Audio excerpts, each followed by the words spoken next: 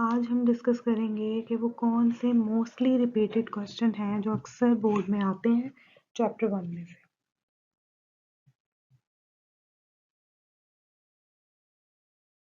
Mostly repeated जो short questions हैं उसमें सबसे पहले है व्हाट इज़ बायोलॉजी। ये आता है, इसमें आप बायोलॉजी की डेफिनेशन लिखेंगे, उसके वर्ड, ये वो जो वर्ड है बायोलॉजी इसका क्या मतलब है वो लिखेंगे।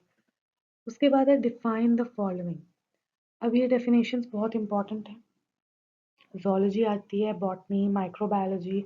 मैंने अलग-अलग से पॉइंट्स बना के आपको बताया था नोट्स में कि किस तरह से इनको लिखना है। प्लांटोलॉजी है, मॉलिक्यूलर बायोलॉजी है, पैरासाइटोलॉजी है। ये मोस्टली रिपीटेड है। पैरासाइटोलॉजी में आप पैरासाइट्स की डेफिनेशन भी लिखेंगे जो मैंने लिखी थी नोट्स में।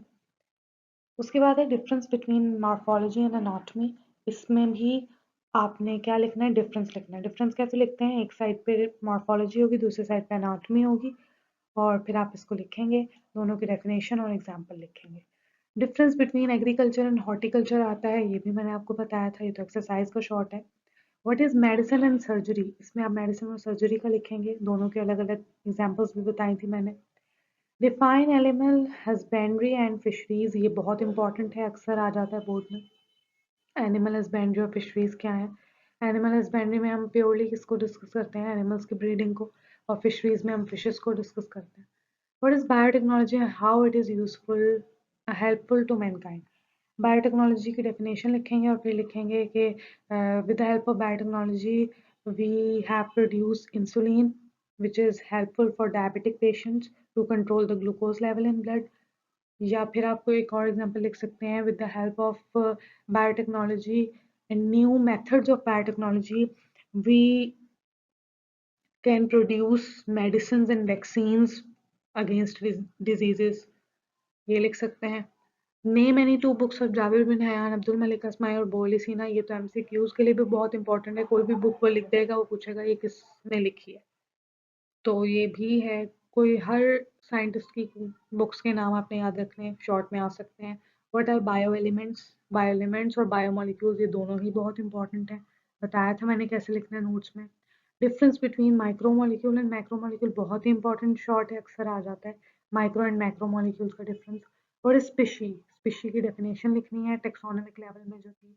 Difference between population level and community level, ये तो एक्सरसाइज का शॉर्ट है। व्हाट इज बायोस्फीयर, बायोस्फीयर लिखना है। Difference between colonial and multicellular organisation, एक साइड पे कॉलोनियल की डेफिनेशन, दूसरी साइड पे मल्टीसेलुलर की, और दोनों की examples. Give any 4 characteristics of mustard plant, इसमें आप उसकी हाइट लिख दें, कलर लिख दें, उसके पार्ट्स लिख दें और उसका साइंटिफिक नेम लिख दें। What do you know about frog, इसमें आप फ्रॉग के मैंने जो पॉइंट्स लिखे थे उनमें से साइंटिफिक नेम और 2-4 इंपॉर्टेंट चीज़ें याद कर लीजिएगा। व्हाट इज सेल, अब इसमें आपने सेल की डेफिनेशन लिखनी है। Similar tissues combine to form a cell. Difference between ectoplasm and endoplasm, इसमें आपने एक तरफ एक्टोप्लाज्म लिखना है, दूसरी तरफ एंडोप्लाज्म लिखना है, दोनों की आपने लिखना है। एक्टोप्लाज्म सोल होता है, एंडोप्लाज्म जेल होता है, दोनों आपने लिखने हैं। और व्हाट आर सूडोपोडिया, सूडोपोडिया जो है वो amoeba move with help of false feet which are called pseudopodia, ये लिखना है आपने। Why volvox is called as algae, एक क्लास पैराग्राफ था वॉल्वॉक्स में जिसमें लिखा हुआ था volvox once called as algae, वो वाला पूरा पैराग्राफ लिखना है इसमें। क्यों एलडी होता है, क्योंकि इसमें क्लोरोप्लास्ट होती है और ये अपनी फूड खुद बनाता है फोटोसिंथेसिस से, और एलजी जब मिलके कॉलोनीज बनाती हैं ग्रीन एलजी, तो वो क्या होता है, वॉल्वॉक्स। उसके बाद है मोस्ट रिपीटेड लॉन्ग क्वेश्चंस। अब इस चैप्टर में से 5 लॉन्ग क्वेश्चंस हैं जो मोस्टली रिपीटेड होते हैं। पहला सबसे इंपॉर्टेंट क्या है, name any 6 branches of biology. तो ब्रांचेस है ना, morphology, anatomy, cell biology, developmental biology,